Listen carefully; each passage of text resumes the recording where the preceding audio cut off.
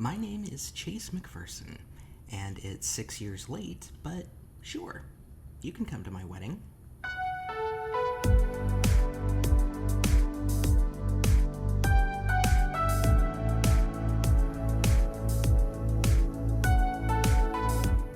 This is What Do You Want From Me, the podcast all about me, but directed by you.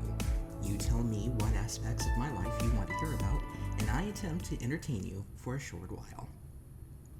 This episode is dedicated to the 3 people who voted in last week's poll for this week's episode topic. As usual, there is no sponsor, so no sponsorship announcement is necessary. But stay through the whole episode. At the end, I have a few words about one of my favorite causes. I never thought I would be married at all, much less to another man. I grew up with it not being an option. Lest we forget, the case of Obergefell versus Hodges that allowed gay Americans the ability to have official, on-the-record marriages only happened in 2015. So, to get married 4 months after that decision was a quick reversal in my brain's chemistry. That means you won't get a dream wedding story here. It's actually going to be the story of a very no-frills wedding. That's what we titled it.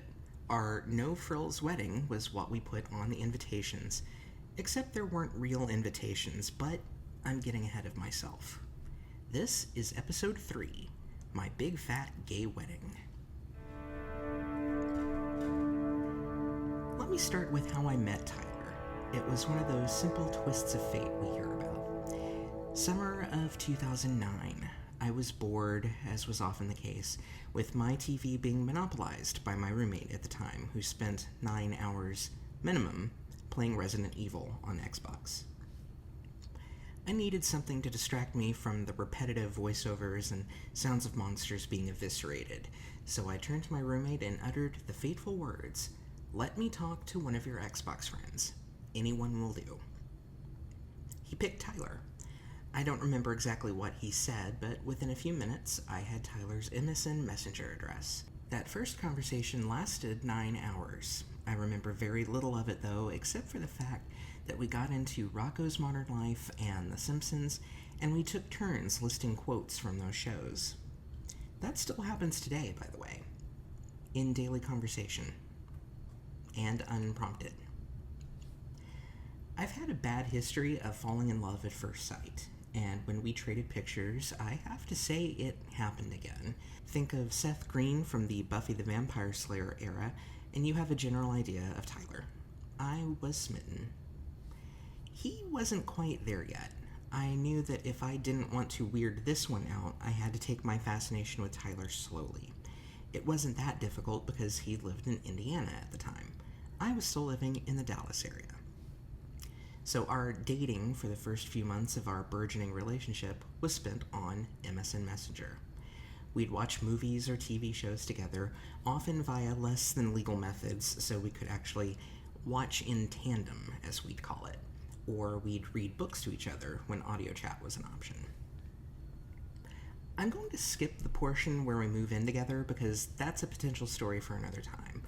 Let's fast forward to July of 2015, when that Supreme Court ruling came down. We were actually having room service breakfast at a hotel in Chattanooga in the middle of the vacation when it happened. We looked up from our $20 breakfast platters with tiny glass bottles of Heinz ketchup at the TV screen. We were working in news at this time, but we didn't really expect this. I remembered saying. Maybe we should consider getting married now. Maybe, Tyler said. In August and September, we began seriously considering marriage, and our main concern was on cost. The more we talked about it, the more we decided we just didn't want a big fancy display. We just wanted to get it done. One of my coworkers at the time, an unabashed hipster, got himself ordained to officiate someone else's ceremony, and he had no problem agreeing to sign our marriage license and do the ceremony. Step 1 checked off. Our apartment was less than 6 blocks away from a small neighborhood park with plenty of open-air spaces and a pavilion. We didn't even have to reserve space. Step 2, taken care of. Then we needed to invite guests. Tyler's family, being local, was a given. My family, still 800 miles back in Texas, would not be able to make it. Our coworkers were the only other group we could feasibly invite. So, I decided to do the only natural thing. I drafted an all-encompassing notice and tacked it up on the break room wall. The following is the exact text of our one-page invitation. Announcing an open invitation to, and in fancy curly writing, an extremely no-frills wedding. Between party number 1, and in typewriter font I put in a blank with Tyler's name, and party number 2, where I put in another line and typed mine in. On Saturday, November 7th, 2015, about 11 a.m.-ish at the park, and I put the address. Dress will be business casual, we suppose. We have nothing more formal than polos and solid pants. Just don't come wearing pajamas and you should be alright. There will be no formal catering, but it is a park, so if you'd like to bring along something to eat or drink, that's fine. No gifts are expected or required.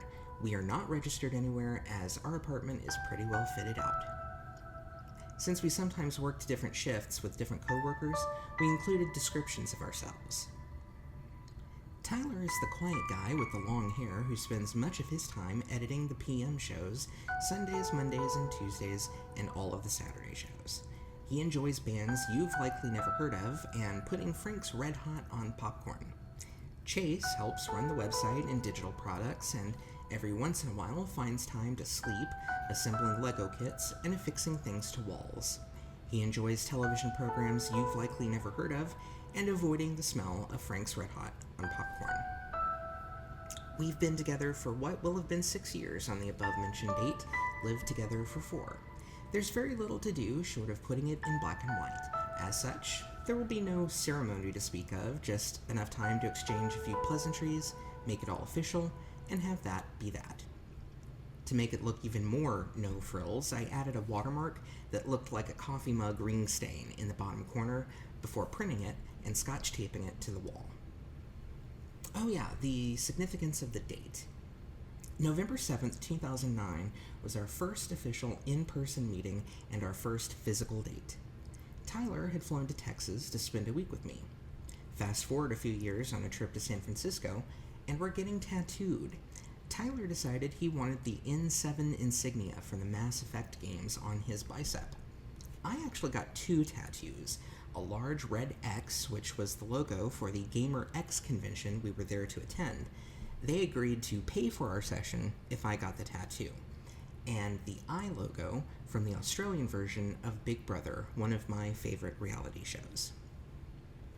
We didn't realize it at the time, but if you put our tattoos side by side, N7, X, I, you have a rebus puzzle that could spell out our anniversary date. Mass Effect fans celebrate the game on N7 Day, or November 7th, and XI, when put together, are the Roman numeral for 9, or 09, the year we met. So we picked November 7th as our wedding date, and on that day, the goddess-like minstrel of Alanis Morissette was looking down on us, because it was indeed raining on our wedding day. I didn't mind. When it comes to weather, I prefer cold and damp, and that's exactly what it was. We scooted off to the grocery store to pick up a platter of deli wrap slices we'd ordered, and then went back down just a mile or 2 to the park. Tyler's family arrived as planned, and only a small handful of co-workers from the TV station, including one of our reporters and our main afternoon anchor, who brought along 2 balloons we decided would represent my grandmother and aunt who were unable to be there. As we promised, the main event was short and efficient. We each said a few words in place of vows under the pavilion roof. We kissed, our hipster priest signed our license, and we all had a short lunch. Our anchor woman had insisted on buying us champagne flutes so we could celebrate the wedding privately afterward, and instead of actual champagne, we opted for a bottle of Angry Orchard's The Muse craft cider. Very good stuff, I recommend it highly. I was always taught to write thank you notes for gifts received, and a few hours after we got back home, I set about writing one, in the same way as I had the invitation, only this time I decided to tell a bit of a fictional tale. It reads as follows. Thank you for the assorted gifts, trinkets, cards, thoughts, well wishes, and attendance at our wedding ceremony. It might interest you to know that we had our first official scuffle as a married couple soon after our return home that evening. I accidentally upset a table holding assorted engine parts Tyler had been spending an indeterminate amount of time assembling for a motorcycle he's been restoring. We had exchanged tense words earlier about respecting each other's property, and Tyler, being the hot-tempered grease monkey from the Bronx that he is, quickly assumed I had caused the damage just to spite him for the earlier argument. Thus began about a half hour of previous recollections and spats and disagreements we've had over the years, peppered with the occasional smart comment from Natalie and pleas from Mrs. Garrett to just settle down and help her downstairs in the shop. It occurs to me now there was a Facts of Life marathon on TV Land that I fell asleep to while watching, and I may have crossed those moments together. Never mind. Seriously though, many thanks from our extended work family on our special day, Chase and Tyler. It got scotch taped over the initial invitation I put in the break room. And as a lark, I also sent a screenshot of the thank you note over to Twitter to actress Lisa Welchel, who played Blair on The Facts of Life, who said she liked it and commented that it was very cute and creative. That's the only bit of attention seeking I did as part of the whole thing. After all, I'm only human.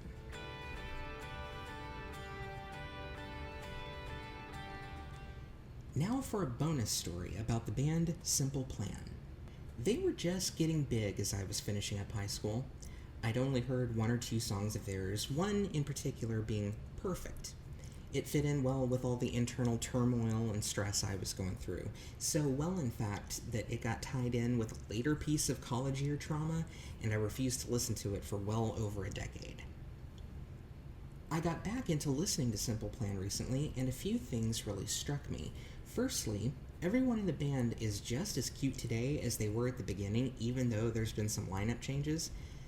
Hey, I'm not going to apologize for objectifying them. Again, only human. But secondly, having given more of their music a chance, the more I realize they care about their audience deeply. Their more issue-oriented songs, of which I'd say Perfect counts, really shake me to the core and get the tears flowing.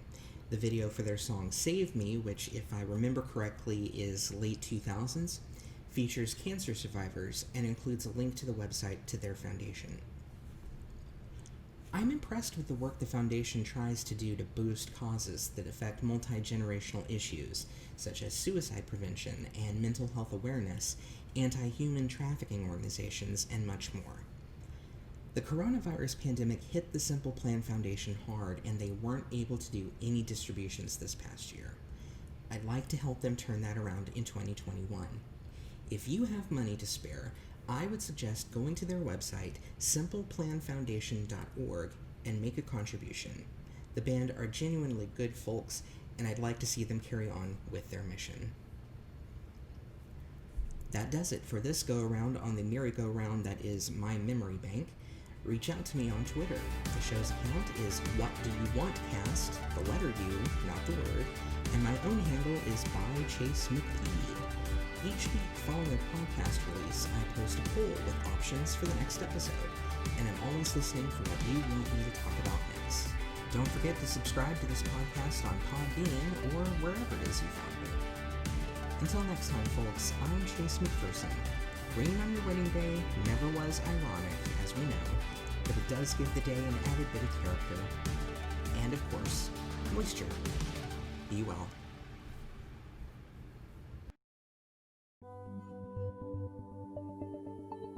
A production of D20NN Studios.